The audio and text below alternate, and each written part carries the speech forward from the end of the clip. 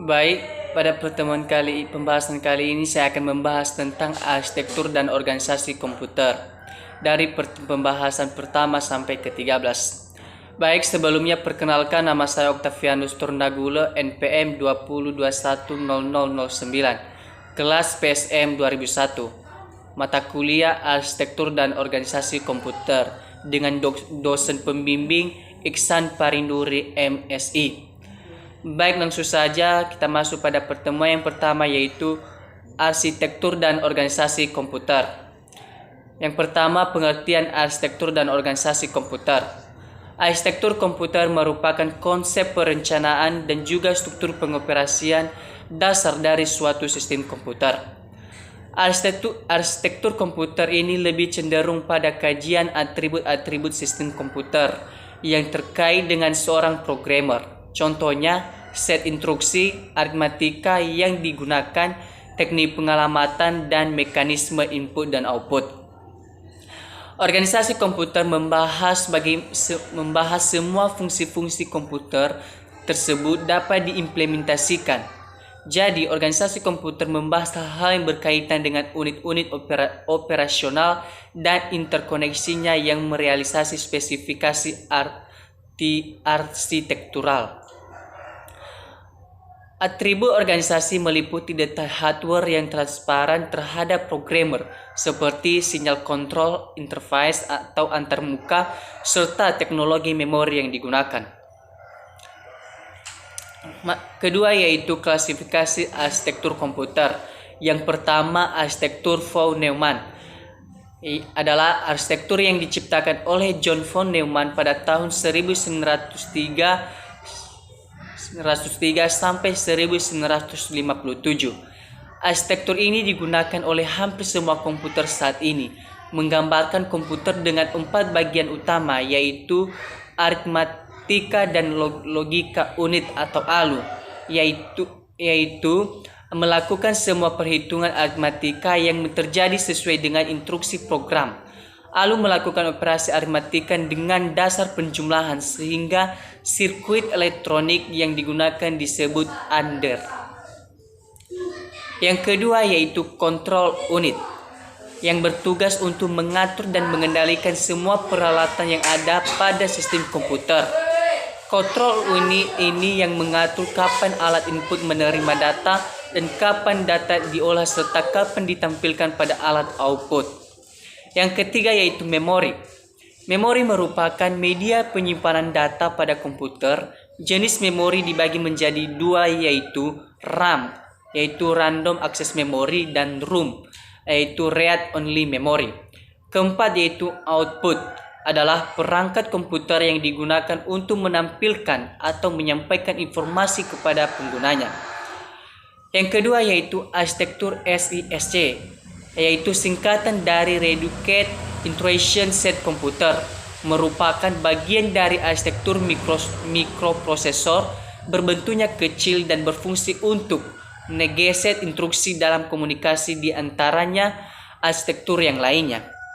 Yang ketiga yaitu arsitektur CISC, yaitu Complex Instruction Set Computing atau Complex Instruction Set Computer, adalah sebuah arsitektur dari set instruksi di mana setiap instruksi akan menjalankan beberapa operasi.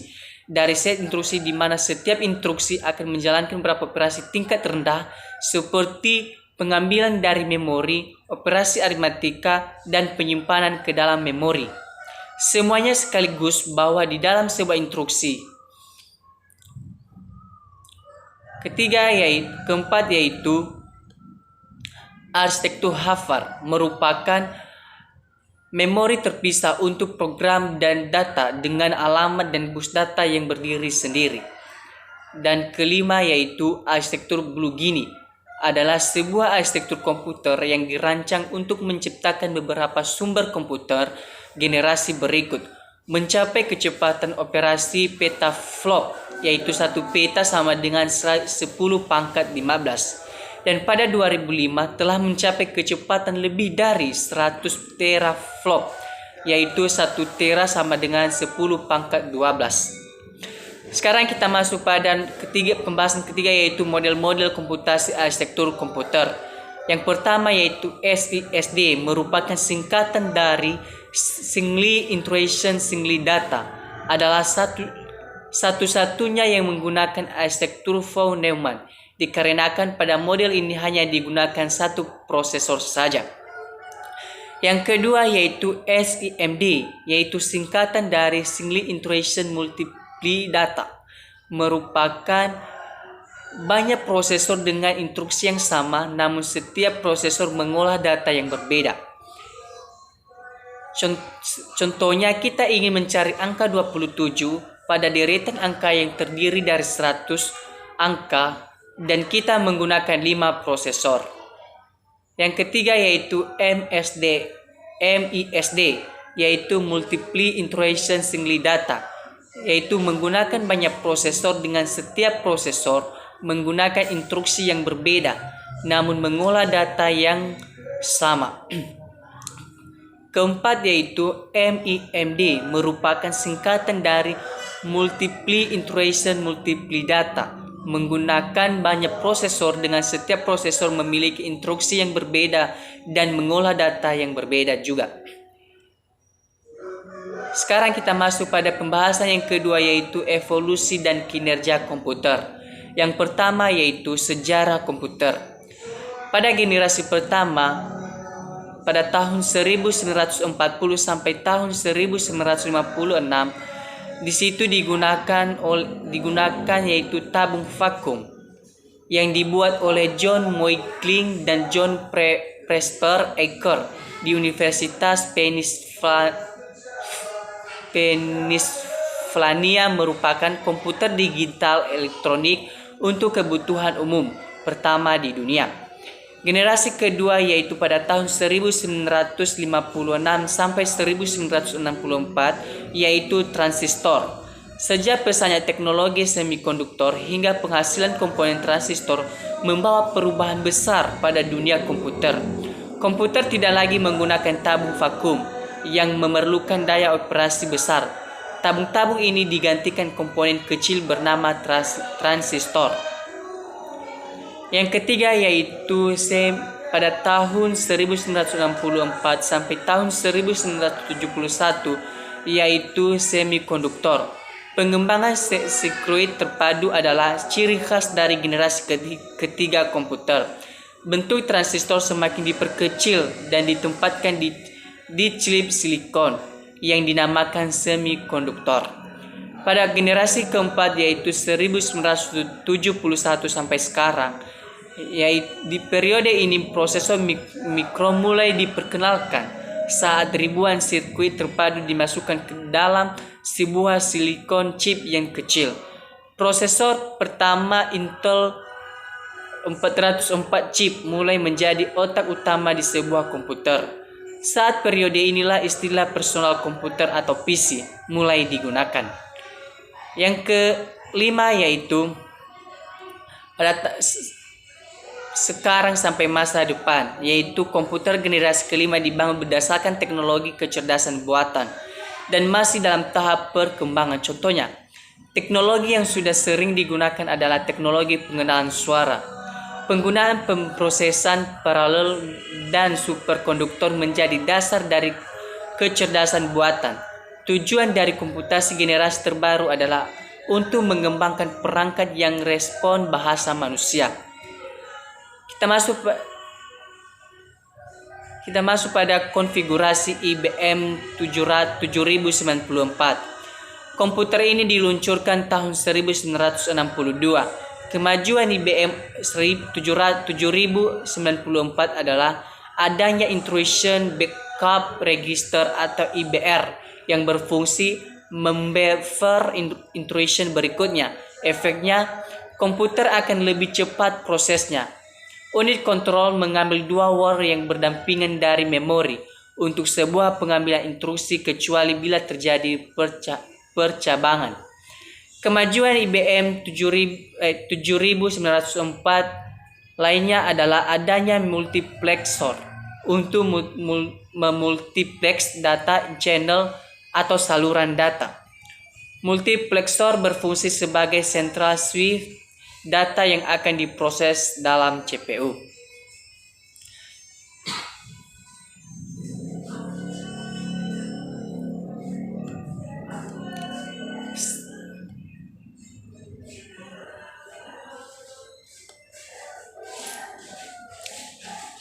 Sekarang kita masuk pada struktur DEC PDP-8. Pada tahun yang sama, IBM mengeluarkan sistem 360. DEC meluncurkan DEC PDP-8. Komputer ini memiliki keunggulan bentuknya yang kecil sehingga sangat fleksibel digunakan. PDP-8 juga memiliki varian-varian yang modelnya sama dengan IBM sistem 360 untuk menyesuaikan kebutuhan pelanggannya. Arsitektur PDP-8 sangat berbeda dengan IBM, terutama bagian sistem bus. Sekarang kita masuk pada struktur diagram ALU.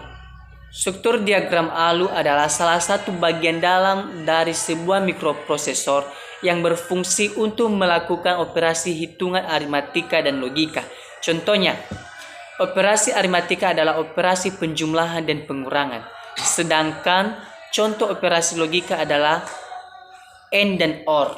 Tugas utama dari aritmatika logis ini adalah melakukan sebuah perhitungan aritmatika atau matematika yang terjadi sesuai dengan instruksi program. Sekarang kita masuk pada pembahasan ketiga, yaitu Central Processing Unit atau bisa disingkat dengan CPU. Kita masuk pada bagian pertama, yaitu pengertian CPU. CPU merupakan perangkat keras komputer yang memiliki tugas untuk menerima dan melaksanakan perintah dan data dari perangkat lunak, karena merupakan pusat pengolahan data dalam sebuah komputer. CPU sering disebut juga CPU. Cepat atau lambatnya kinerja dari suatu komputer cukup ditentukan oleh kualitas dan teknologi CPU yang digunakan. Kita masuk pada bagian B, yaitu komponen utama CPU. CPU tersusun atas beberapa komponen, yaitu Arithmetic and Logic Unit atau disingkat dengan ALU. Yang kedua, Control Unit. Ketiga, Register. Keempat, CPU Interconnection. Sekarang kita masuk pada bagian C, yaitu fungsi CPU. Fungsi CPU adalah penjalanan program-program yang disimpan dalam memori utama dengan cara mengambil instruksi-instruksi, menguji instruksi tersebut, dan mengeksekusinya satu persatu sesuai alur perintah. Sekarang kita masuk pada bagian D, yaitu siklus fetch eksekusi. Pada setiap siklus instruksi, CPU awalnya akan membaca instruksi dari memori. Terdapat register dapat CPU yang berfungsi mengawasi dan menghitung instruksi selanjutnya, yang disebut program counter atau PC. Instruksi-instruksi ini dalam bentuk kode-kode biner yang dapat diinterpretasikan oleh CPU, kemudian dilakukan aksi yang diperlukan. Aksi-aksi ini dikelompokkan menjadi 4 kategori, yaitu CPU memori, yang kedua CPU I/O, ketiga pengolahan data, dan keempat kontrol.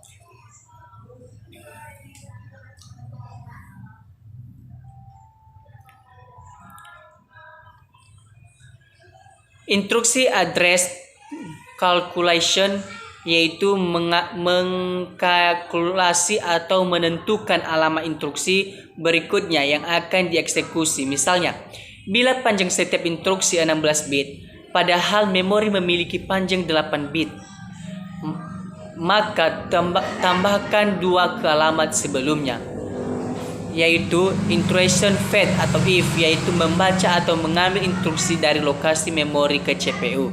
Kedua, iteration operation decoding, yaitu menganalisa instruksi untuk menentukan jenis operasi yang akan dibentuk dan operat yang akan digunakan. Yang ketiga yaitu operand address calculation, yaitu menentukan alamat operan Hal ini dilakukan apabila melibatkan referensi operan pada memori. Keempat yaitu operan fetch adalah mengambil operan dari memori atau dari modul input dan output. Kelima yaitu data operation, yaitu membentuk operasi yang diperintahkan dalam instruksi. Dan yang terakhir yaitu operan store, yaitu menyimpan hasil eksekusi ke dalam memori. Sekarang kita masuk pada bagian E yaitu fungsi interrupt. Fungsi interrupt adalah mekanisme penghentian atau pengalihan pengolahan instruksi dalam CPU kepada routine intrusif. Tujuan interupsi secara umum untuk memanajemen pengeksekusian routine instruksi agar efektif dan efisien antar CPU dan model-model input dan output memori. Macam-macam kelasnya intrusif yaitu program, timer, input-output, hardware, failure.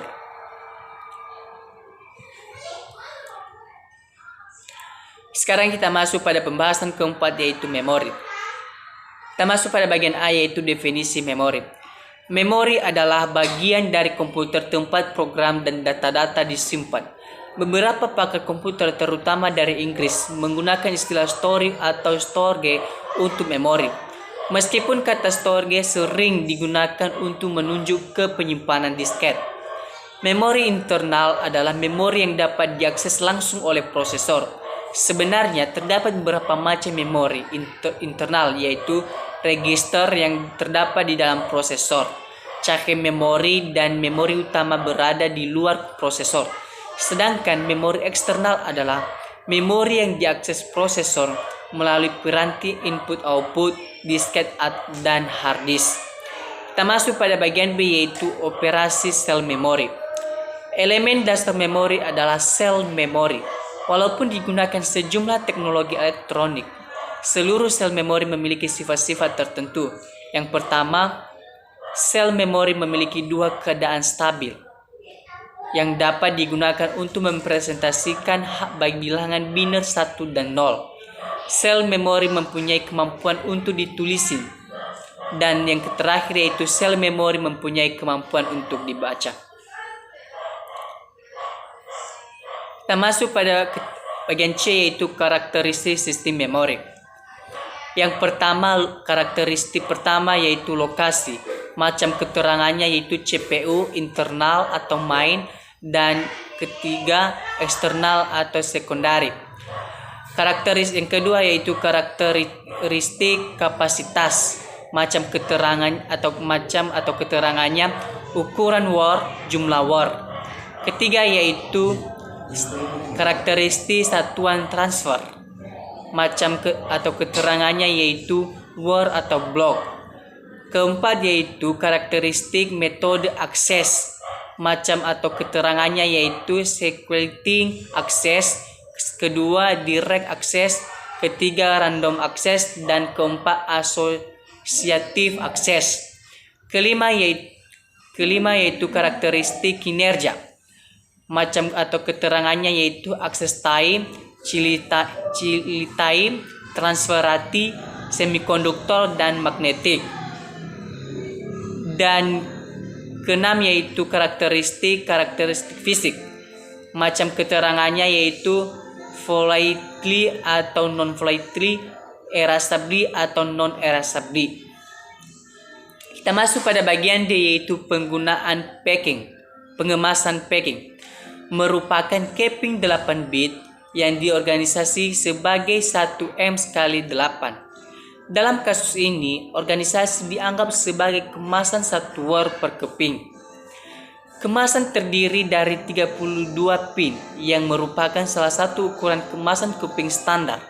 Pin-pin tersebut mendukung saluran-saluran sinyal sebagai berikut. Yang pertama, alamat word yang sedang diakses. Kedua, data yang akan dibaca. Ketiga, catu daya keping adalah FCC. Keempat, pin grading FSS. Dan kelima, pin chip enable. Sekarang kita masuk pada bagian E yaitu memori internal.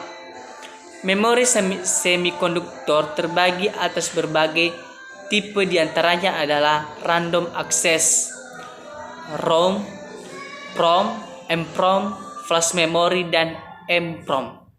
Kita masuk pada bagian F, yaitu Cache Memory, yang berfungsi mempercepat kerja memori sehingga mendekati kecepatan prosesor. Dalam organisasi komputer, memori utama lebih besar kapasitasnya namun lambat operasinya. Sedangkan cache memori ini berukuran kecil namun lebih cepat pengoperasiannya. Sekarang kita masuk pada pembahasan bahasa assembly. Yang pertama yaitu pengertian bahasa assembly.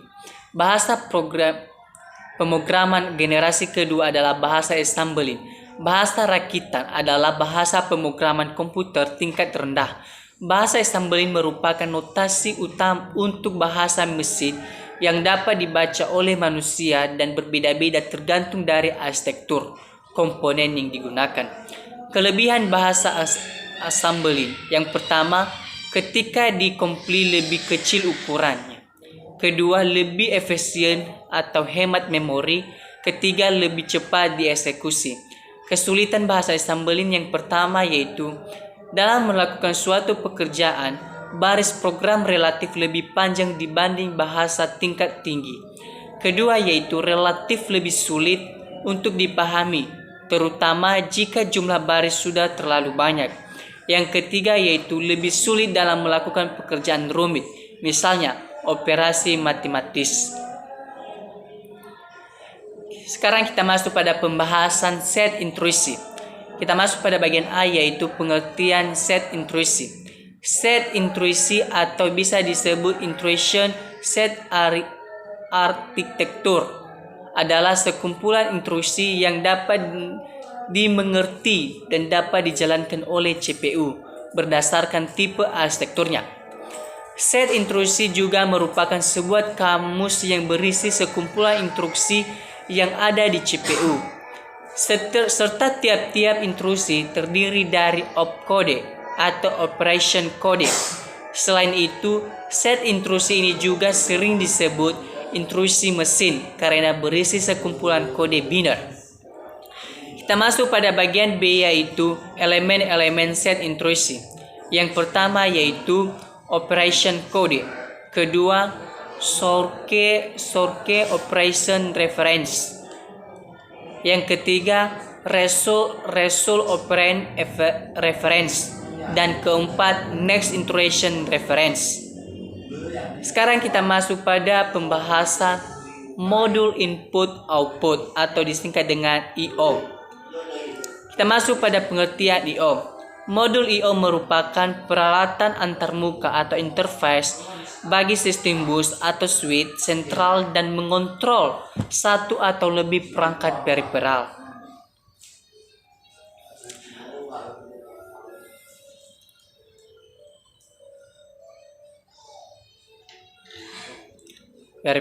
Modul I/O tidak hanya sekedar modul penghubung, tetapi sebuah piranti yang berisi logika dalam melakukan fungsi komunikasi antar periferal dengan bus komputer.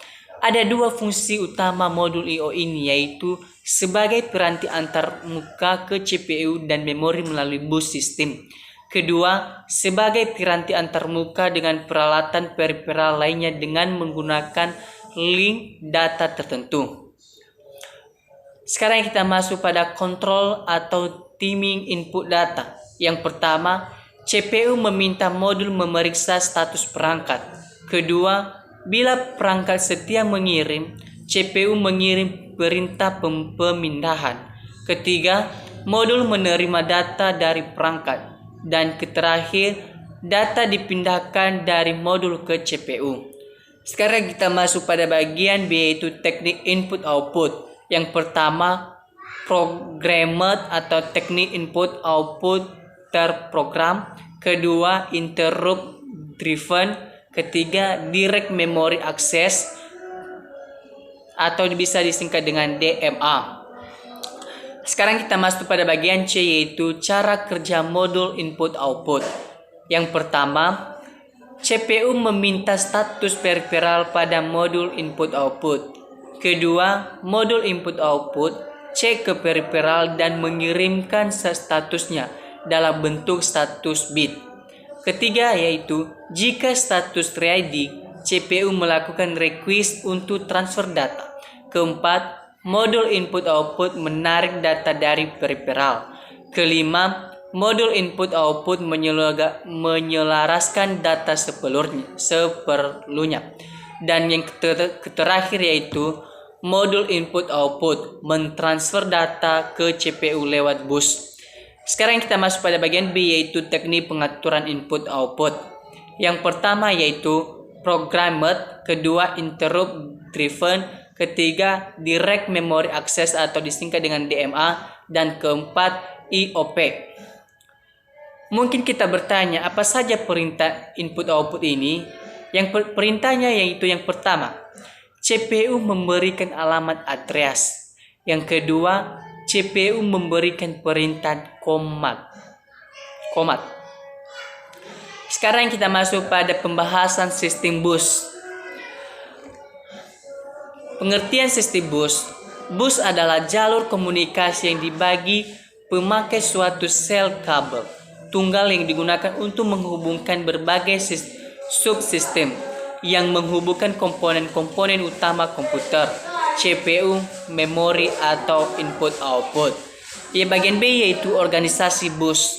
Yang pertama, jalur kontrol yang berisi sinyal request dan sinyal acknowledgement dan mengindikasikan tipe informasi pada jalur data. Kedua yaitu jalur data yaitu membawa informasi antara sumber dan tujuan data dan alamat dan perintah-perintah kompleks. Ketiga yaitu bagian C yaitu struktur bus. Yang pertama, bus data merupakan saluran data memberikan lintasan bagi perpindahan data antara dua modul sistem. Besar jalur bus dapat mempengaruhi kinerja, contohnya 8, 16, 32, dan 64 bit. Bus alamat. Yang pertama, identifikasi sumber atau tujuan data pada bus data. Kedua, mengganti port input-output. Sekarang kita masuk pada ketiga yaitu bus control, yaitu untuk mengontrol akses ke saluran alamat dan penggunaan data dan saluran alamat, dan mengendalikan dan mengatur time informasi. Sekarang kita masuk pada bagian D yaitu tipe-tipe bus. Yang pertama, bus ISA adalah sebuah bus PC atau AT sama dengan 16 bit yang beroperasi pada 8,33 MHz. Sekarang kita masuk kedua yaitu bus PCI, yang yaitu bus yang beroperasi pada kecepatan 33 MHz. Yang ketiga yaitu bus seri universal, sebuah bus standar yang disepakati bersama oleh 7 perusahaan untuk digunakan pada peralatan kecepatan rendah. Sekarang kita masuk pada pengontrol interrupt Intel 8259A. Pengertian pengontrol interrupt Intel 8259A yang dikonfirmasikan sebagai interrupt interpreter pada Microsoft prosesor Intel 8086.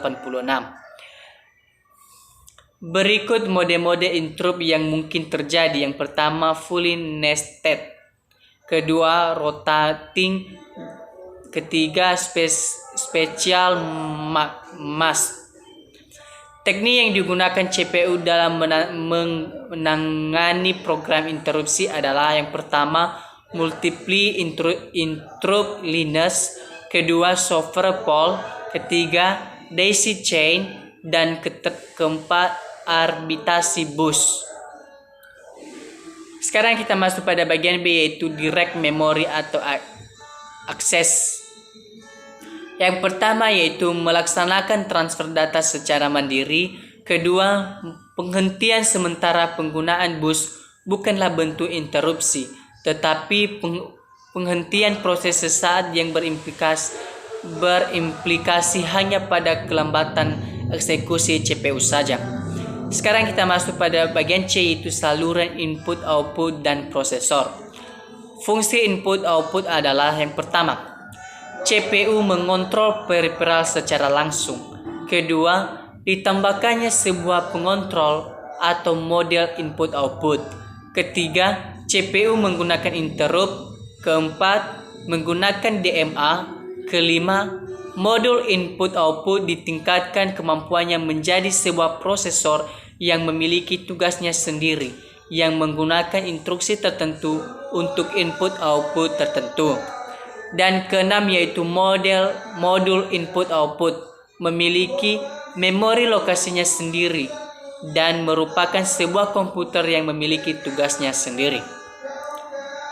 Bagian D, yaitu karakteristik saluran input output.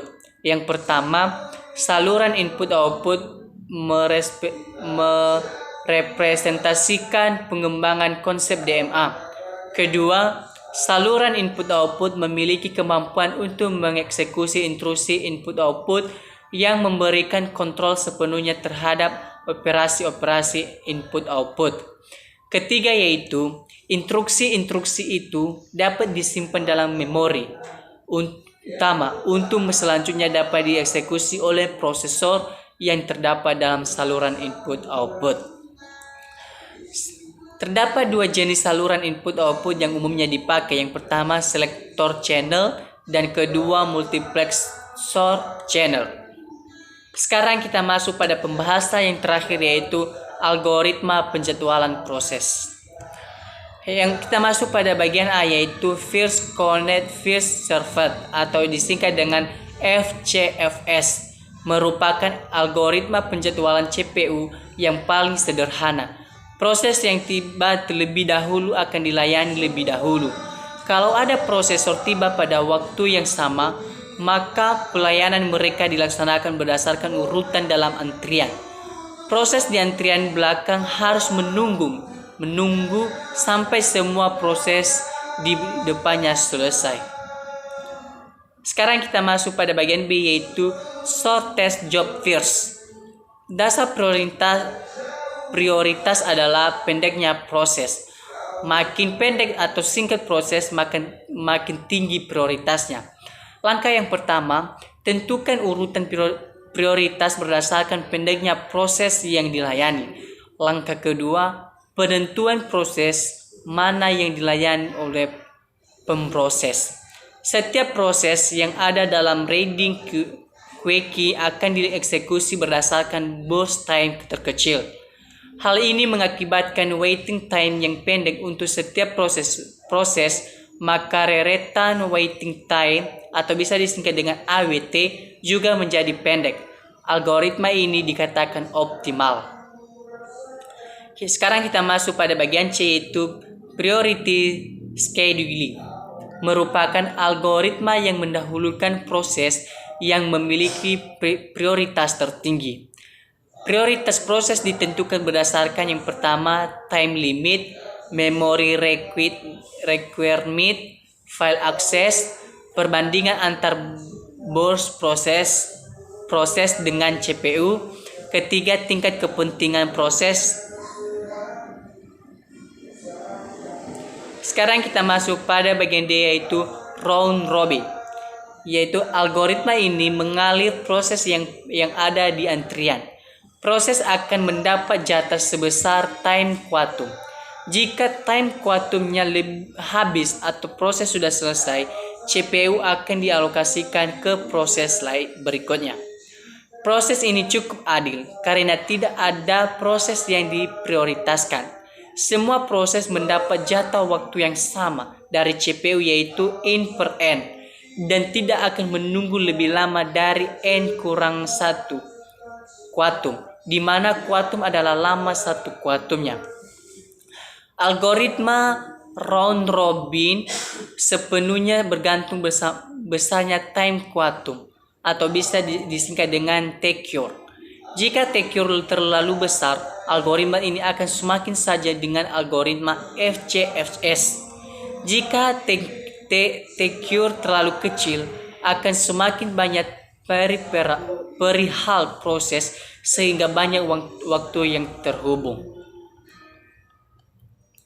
Demikianlah pembahasan kami di mata kuliah Arsitektur